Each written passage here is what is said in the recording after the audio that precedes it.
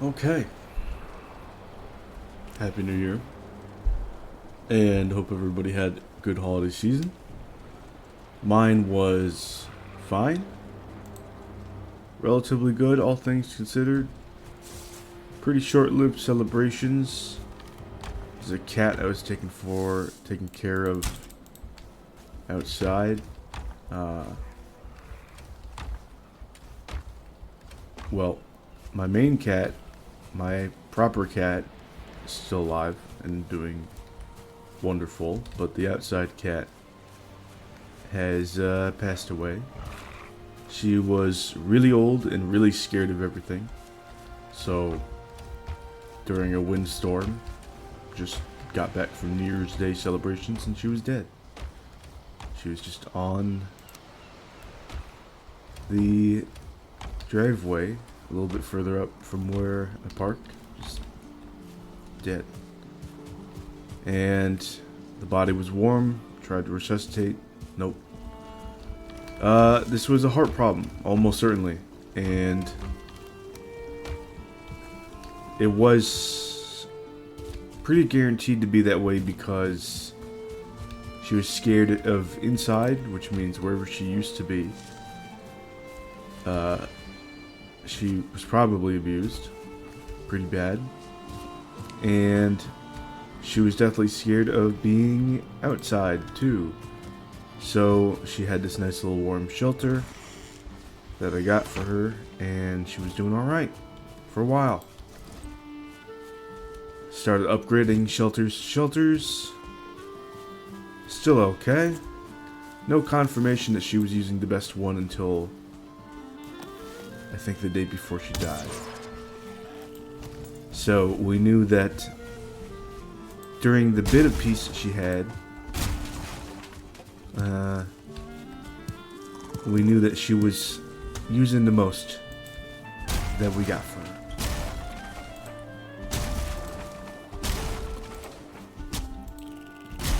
But, yeah, she was at risk from, even if we called somebody to pick her up and get her away.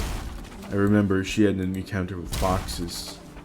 She had a slight cut from that encounter, and she got away. Still alive. It's like last year.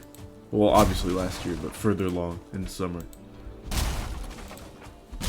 And she was doing okay, but we tried to get animal control to get her, and they just were incompetent. They didn't want to get her, and she didn't want to get got.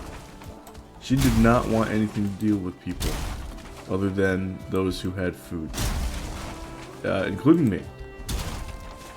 And there was progress in getting her pets and whatnot, some bits of affection, but considering she was still extremely scared and scared of being in the house, there was always going to be somewhat of a short-lived peace and short-lived calm. Now, she was old, she was ancient, and had sporting that nice little cat beard, gray beard, ever since I first saw her over a year ago. So she was ancient, and she probably already had heart problems, being dumped out in the wild, and also just being scared and stressed all the time, not used to the outside. So this comes as no great surprise. It's just sad. However, I've been cooking still. Gaming. Friends bought Elden Ring on PC, so seamless co-op. Gonna be doing some build theory, whatnot. Of course, the Elden Ring stuff is going to be far less frequent than the Valheim stuff, but considering everything's much more complicated, it was always going to be less frequent. Oh, I forgot how high my bow levels were relative to this character. And I have an interesting idea to talk about today, which is going to be a staggering mechanic, because with playing Elden Ring, and you know, staggering in that game is more akin to stance break. Yeah. So stance break is basically the same function of staggering in Valheim. And then, obviously, we love it in Valheim. We love it in Elden Ring. But, yo, I got a lot of resin from that. I don't really see a lot of people putting too much praise on it in a game like Final Fantasy 16. Yes, I know I'm picking on Final Fantasy 16 again. Yep, I sure am. Because I haven't seen anything positive about the stagger system in 16. Zero positive things. I'm sure a lot of people are somewhat positive about it. I'm sure a lot of people are neutral about it. But those people ain't talking, okay? The people that are talking about it are the people that are relatively negative about it. And as a general holdover from Final Fantasy 13, I find that to be quite interesting. Because people did not like the stagger system in... Oh, I gotta move the fortune back. People did not like the stagger system in... maybe I should put some... No, I can keep that in there. Yeah, they didn't like it in 13. They didn't like it in any of the 13 varieties. Stagger system there was just not appreciated. But why? Why is stagger system in these Final Fantasy games, even going from a relatively turn-based system to more action-oriented, to even some sort of some sort of a mix, right? So when you look at hello everybody. Oh, Ransom Remains. When you look at a mix of action and... Please give me... Yes! Action and turn-based sort of combo, like action plus ATB with Final Fantasy VII Remake and Rebirth, you still don't have a positive, overly positive reception of it. I still don't hear any positive things or see any positive things about stagger system in 7 Remake, 7 Rebirth. Which is curious, because everybody seems to say, oh, it's a really good system, it's a really good system. And, sorry, ooh, +1. I'm sorry if I'm not quite remembering 7 Remake, 7 Rebirth system properly, but, it seems like, people will give credence to the fact that it has ATB more than the fact that it retained limit break, which is ridiculous to me. And then I can't remember if they actually properly have that same sort of staggering system or not. So I've been at it for a few days because, well, I told you why. You understand why. Where is she? Where is Hilda? Bro. Where is she? She's over there. Don't run away. No, no, no, no, no. I want that fucking trophy. Please. Please. Come on. Oh, yeah, she's still trying to... Or Brenna, sorry, not Hilda. Jeez. I'm out of it, man. Brenna. Hello. There you are. Pardon me? She's kind of spazzing. Yo! Brenna. AI. Yo, this AI is jank.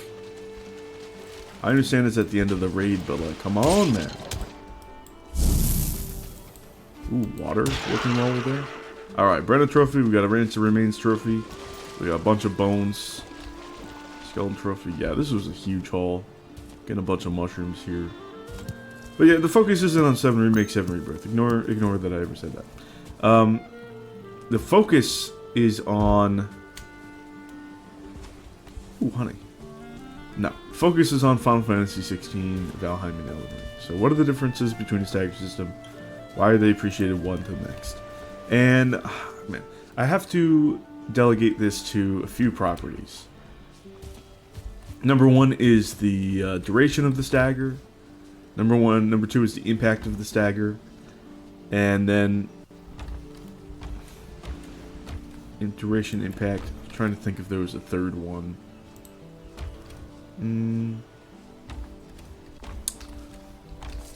Not exactly. Duration and impact. I think I subdivided impact into two things, but no. Duration and impact can remain in the same sort of vein. Here, let's see if I can't put these skeleton trophies away. Or this one skeleton trophy. Yeah, here we go. And then 2. Sweet. So staggered duration. Basically, I'm not talking about the duration of the stagger by itself. It has to be in the broader context of the fight. So, how do we get a good stagger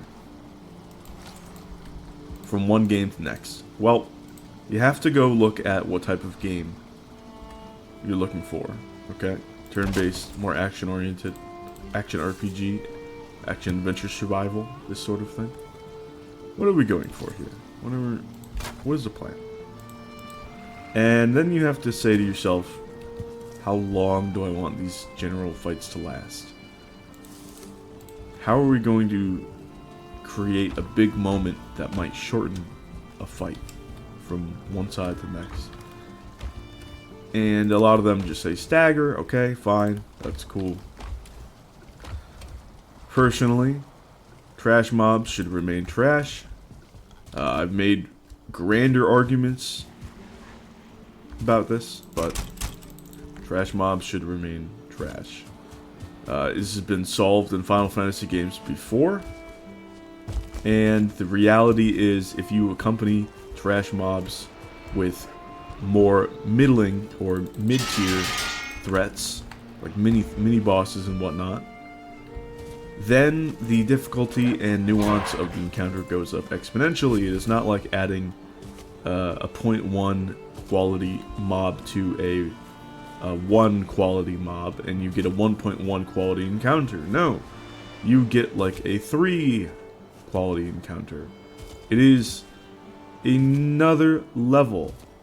Okay? Like when you have Grey Dwarfs with the Troll in Valheim, you have an experience that is much more interesting than just a troll, and especially just a Grey Dwarf by itself. And yet, being able to understand the progression of going through difficult experiences in the early game with Grey Dwarfs versus being able to thwack them around with quality 4 bronze or above is quite satisfying. It keeps the progression oriented. It keeps combat encounters smooth when it makes sense for them to be smooth. And, even though there's a stagger system, you don't need to engage with it in order to go forward. And this is the big problem with Final Fantasy 16 is engagement. Yes. It takes a lot of engagement with trash mobs in order to kill them. And sometimes it requires stagger system to engage with them. It requires it, even on trash mobs. Okay? They don't feel like trash. Trash mobs don't feel like trash. And if stagger duration is going to be around the same with a medium tier enemy, trash mob, or a boss even in that game, then what you have to look at is stagger impact, which is the next thing. It all ties in together. Stagger impact is incredibly important. You could still have minutes upon minutes upon minutes of a fight, which doesn't seem long to, you know, big gauntlet raid MMO players. You know, it isn't long in that case. But in terms of a swift, decisive action RPG, or something like Valheim or whatnot, yeah, that's a long-ass time. That is a brutal, brutal factor. And when you consider it to past Final Fantasies or even Kingdom Hearts games, that still takes a long, long time. Fights in these games can be quick, but not in 16 or any of the 13 varieties. They take long. And if you're just going to shift around the time features, okay, how long it takes to kill these enemies, that enemies, people are still going to internalize it coming from the series as, oh, this is trash enemy, this is a mid-tier enemy, this is a mini-boss, this is a boss. It's shit like this. This is like a pseudo-boss. Okay. People have these internalizations present with them from game to game. especially if they come from the same series as Final Fantasy. Even if, oh, Final Fantasy shakes it up. No, it doesn't shake it up enough to warrant such a almost genre-changing shift. Definitely genre-changing in the fact that it's an action game, but even messing around with the time and duration of encounters and big moments in encounters, that is changing the genre a bit as well. Oh, hang on. I think my cat wants something. I'll be right back. Okay, I'm back.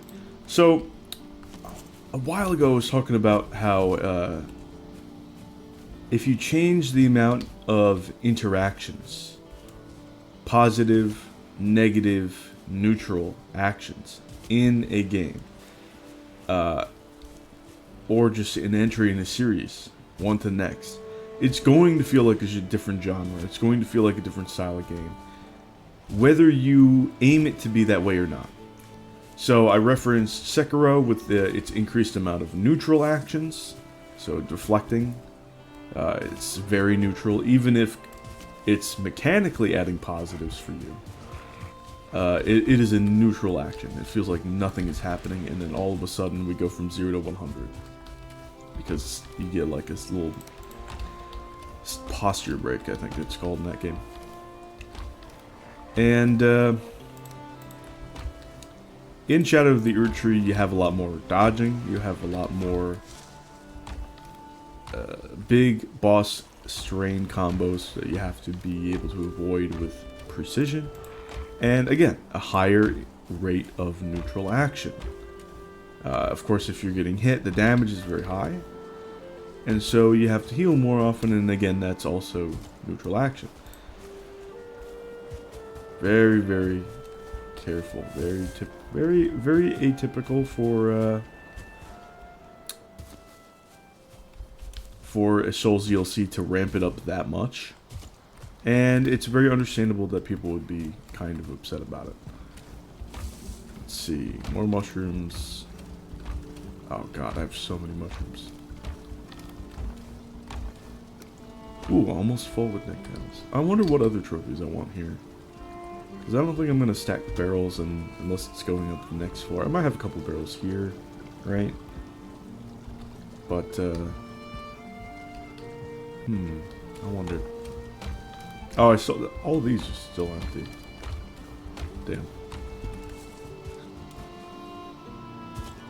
But yeah, when you look at Final Fantasy 16, the reason why none of these Fabio Novo Crystallis stagger systems are widespread appreciated like stagger in other games is quite simply because there is a smoothness and a flow to these other games where when the flow is broken, the impact of the stagger, of the flow being broken, is such that in your favor, if you're skilled enough, if you have a good amount of knowledge and a good build, you should be able to end the fight swiftly, okay?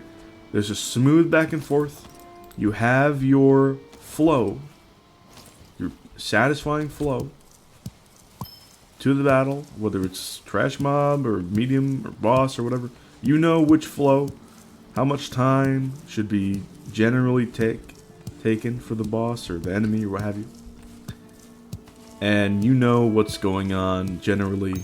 If you probably made a mistake, you should be able to tell by the time generally. I'm saying generally a lot. But you would kind of intuit these things, especially if you're going game to game in a series like Final Fantasy. So when that flow gets broken in your favor because you've been playing well, it is more satisfying by far to have that moment, that flow break in your favor, that big reward to actually be a big reward. Not just, oh, well, I got big numbers and then the fight continues for 40-50% of the duration of the entire encounter. No. It's almost over. Basically. That's how it should be like unless you're fighting a super boss, like a Melania type or what have you. And because the fight is basically not pretty much over, And this is going to be largely due to the impact of stagger, but also the base HP of a lot of these mobs and their stagger buildup in 16, in the other 5e Nova Crystallis series, basically. I know 16 isn't part of the 13 universe, but still.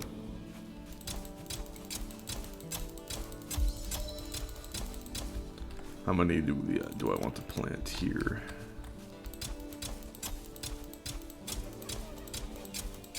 That should be okay. Oh, one more. Okay. And then I can just make 20 batches of soup.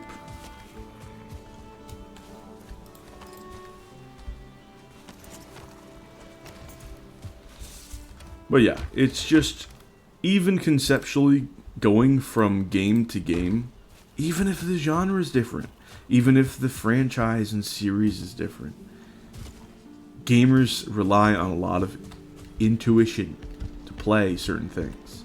That's why a lot of these controls are strictly a certain way. WASD, left shift, left tab, these things are all a certain way on purpose, and it's lovely.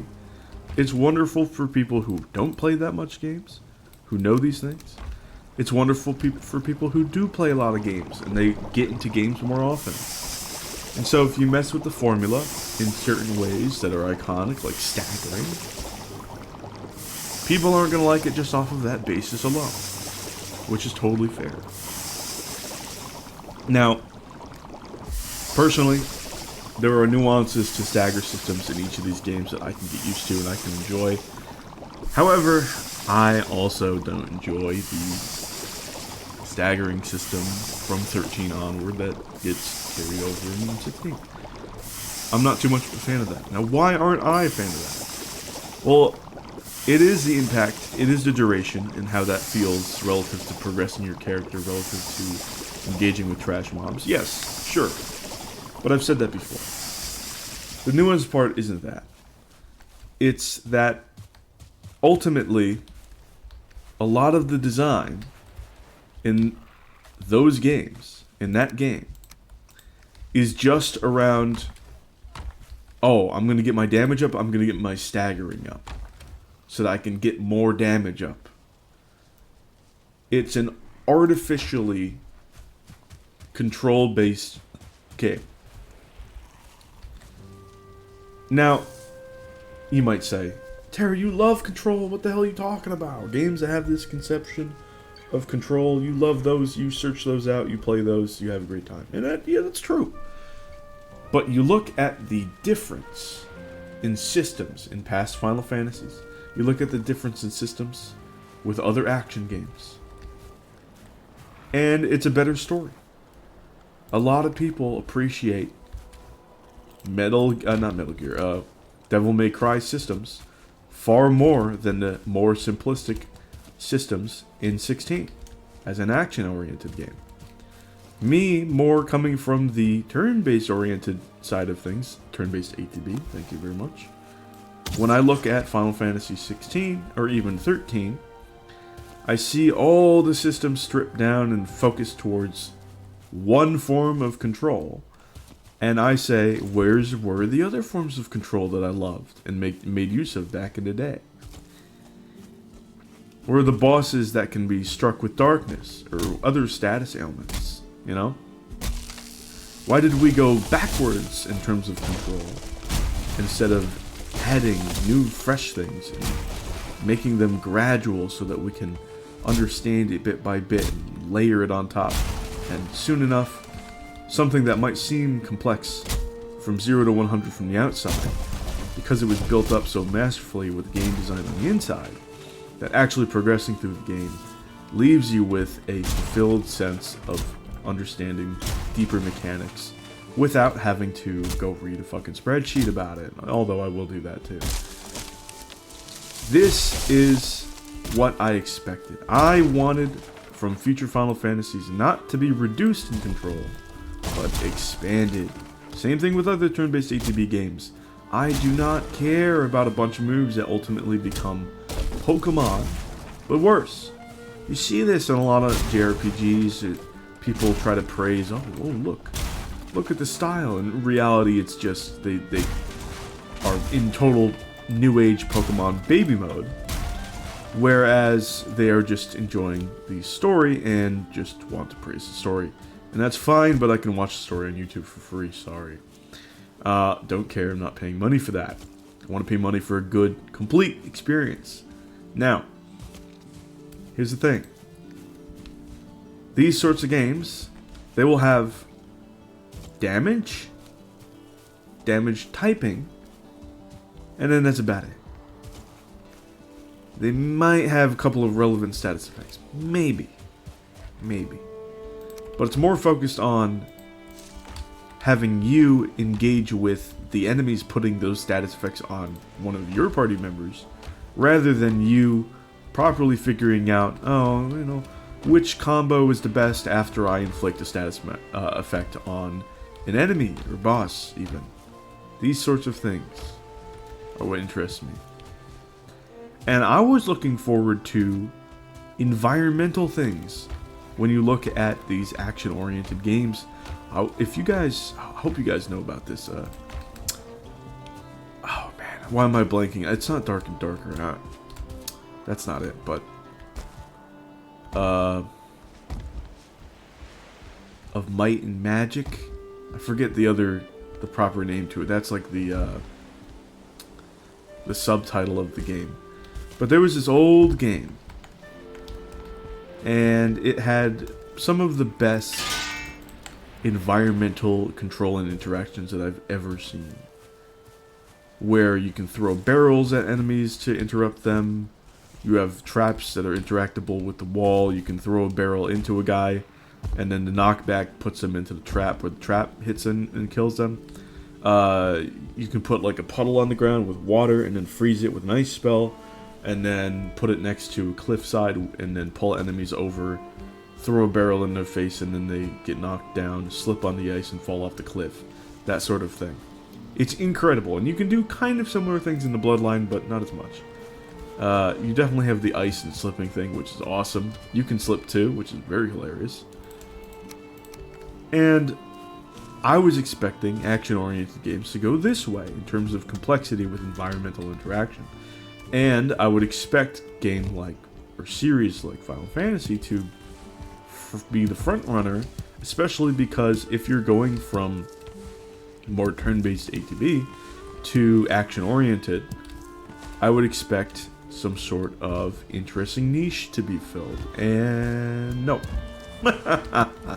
No, they didn't. They didn't go for that. They went backwards. And oh, I think that's why some of their stuff is suffering. But that's my look at it. I don't like when games series updates go backwards in quality instead of forwards. I'm looking for developers to learn lessons, not just from them, but the industry at large, before dipping their toes into that sort of thing. And, you know, Square's failed spectacularly at getting sort of that idea set up. So, hey, we'll have to see where things go in the future. It's been wonderful to rant about this nonsense, y'all. Although, not very nonsense. I'm just saying that just to say it. I've been feeling on and off, bit by bit better as days go on since that poor innocent cat has died in my driveway. There are a lot of positives to the day by day, and there's certainly a lot of times when I definitely feel that void of something positive in my routine being ripped away. But you guys are part of that positive too. And certainly just talking about game analysis in general in this format is part of it. Valheim's part of that. Positive. And I don't know. Things are definitely going to be better. I've had points in my life where I've felt much sadder than this. Been into deep depressions in the past, so I'm well out of it now. Not too long ago, just being able to recognize that I'm in an awesome state. Generally just super happy. kind of in my mind at work the other day, visualized myself being midway into a well, where, sure, I could have fallen deeper, but that was never really the potential of what was happening here. The overall potential strife was never going to be that bad. And I now realize that from time to time, there are going to be times when I will slide down the well further. There are times when I can get up. But it's not like I'm stuck. It's not like I'm in any big risk being in this metaphorical well. I can climb out. It's just a matter of time. And that's good, because holy shit, being aware of all this is something that others really don't have the luxury to do. Sometimes life just drags you, drags you, drags you. And you sort of have this immense difficulty to even look inside and be introspective. Just even saying some of this shit, even thinking it, being aware, does wonders. I almost said does miles. No. Does wonders for the human psyche. So, I'm well on the road to feeling better. Still gotta bury this thing. Luckily, it's cold out. It's not gonna be decomposed. Got her in a place where no wild enemies. Enemies? God, the game. No wild animals are going to get to her body. I know a spot on the yard where I'm going to bury her. I know how we're going to generally keep animals away. But yeah. It's all going to be alright. I'd give myself a month or two. But I'm back to making videos, so that's already a plus. If not for y'all, then for me, so. Just want to take a brief look at the house. This general area is so nice.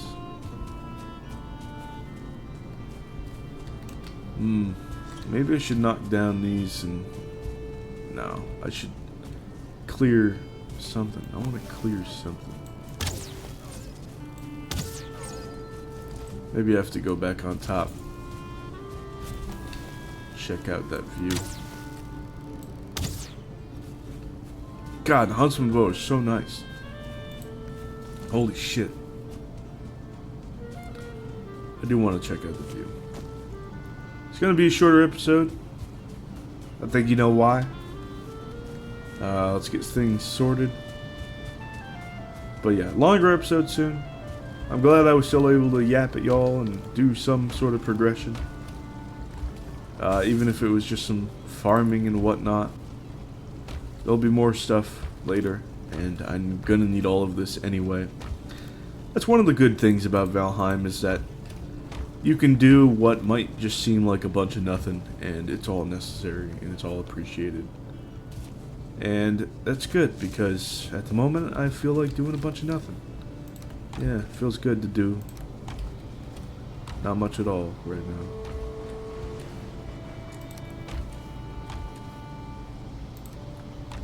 Feathers, feathers, feathers.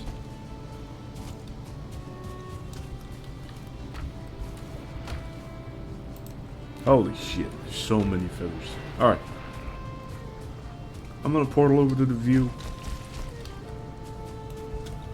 Just get a good look at that view.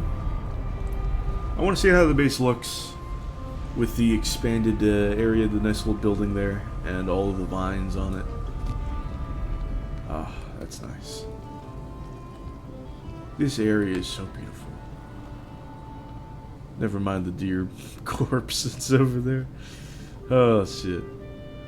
Oh, man, when that building is up high and we have the back end with the brewery, oh, it's going to be so nice. But even seeing the little terraced cliff face here with the farm, The two little cliff faces, so nice. The vines look great. I should put more vines on that round building with the hogs. Eventually, I think I'll retire that building and change it to something else. Maybe I'll put the windmill on top of that. Fancy it up. Because... let's see. I'm trying to think. Yeah, once I get deep into playing stuff, I should be fine. Because we're getting locksmeat pie and stuff. Yep. I'll be good then. Maybe I'll put windmills up here too. Maybe. I'd have to change things around, but I could put some wood iron beams up. Put a windmill or two up here. That'd be a good spot as well. But, yeah. Hey. First video since. It's a little earlier than I expected. But, I'm feeling better than I expected. Thankfully, because whoever messed with her is the real problem. And I did the best I could for that cat. You know who doesn't seem to be bothered by this? Butterbee. My cat. My cat does not give a shit that the other one is dead. My cat is the happiest cat in the fucking world. Part of me thinks that she hated that outdoor cat.